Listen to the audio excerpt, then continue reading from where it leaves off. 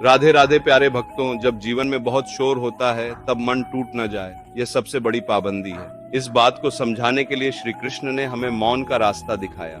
यह लेख उसी बात को आसान, सरल और व्यावहारिक भाषा में बताने का प्रयास है ताकि आप इसे अपने रोजमर्रा की जिंदगी में अपना सकें। यहाँ हम बात करेंगे मौन क्या है, मौन क्यों जरूरी है, मौन कैसे सुधरता है और मौन से हमें क्या क्या लाभ मिलते हैं। मौन का मतलब सिर्फ चुप्पी नहीं है, मौन का मतलब है अपनी ऊर्जा का सही इस्तेमाल। जब हम हर बात पर प्रतिक्रिया देते रहते हैं तो हमारी ऊर्जा बिखर जाती है। मौन का अर्थ है अपने भीतर की आवाज को सुनना, विचारों को शांत करना और समझदारी से काम लेना। मौन किसी कमजोरी का संकेत नहीं है, ये एक चुना हुआ तरीका है अपनी आत्मा को मजबूत रखने का। बहुत बार लोग सोचते हैं कि जो बोलता नहीं वो कमजोर है, पर सूझबूझ यही कहती है कि जो चुप बैठकर स्थिति को समझ लेता है वह असल में विजेता है। मौन की ताकत ये है कि वह शब्दों के बिना भी असर कर देता है। श्री कृष्ण की सीख बहुत साफ है, जो अपने मन को जीत लेता है उसने संसार को जीत लिया।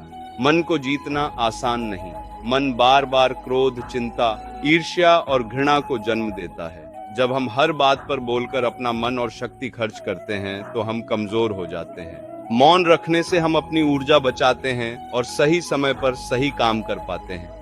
मौन हमें यह सिखाता है कि हर बात का जवाब देना जरूरी नहीं, कई बार समय खुद सच साबित कर देता है। जितना हम दिखावे में व्यस्त रहेंगे उतना हमारी असल पहचान छिपेगी। मौन से हमारा आत्मसम्मान बना रहता है और हम अपनी मंजिल पर टिके रहते हैं। जब किसी ने हमें नीचा दिखाया, अपमान किया या गलत समझा तो पहली प्रतिक्रिया आना स्वाभाविक है कि हम सब कुछ समझा दें, लेकिन हर बार समझाना हमें कमजोर कर देता है। मौन अक्सर आत्मसम्मान की सबसे बड़ी रक्षा बन जाता है। मौन कहता है अब शब्द नहीं, यह सीमाएं खींचने का तरीका भी है। कुछ रिश्ते और कुछ बातें इतनी महत्वपूर्ण नहीं कि हम अपनी शांति के लिए हर बार लड़ें। मौन रखने से हम अपनी गरिमा बचाते हैं और रिश्तों की जरूरत पर सोचना सीखते हैं। श्री कृष्ण ने अर्जुन को युद्ध के समय पहले शांति दी, फिर बात की। यह इसलिए कि जब अंदर शांति नहीं होगी, बाहरी शब्द व्यर्थ होंगे।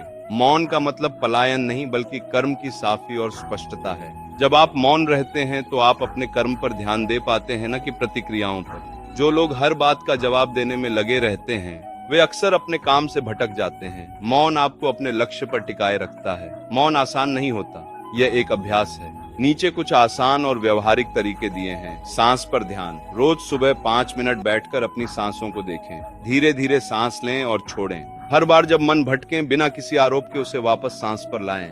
दिन भर में छोटे अंतराल, यदि पूरा मौन नहीं कर पा रहे हैं तो दिन में छोटे छोटे समय निकालें, 2 से 5।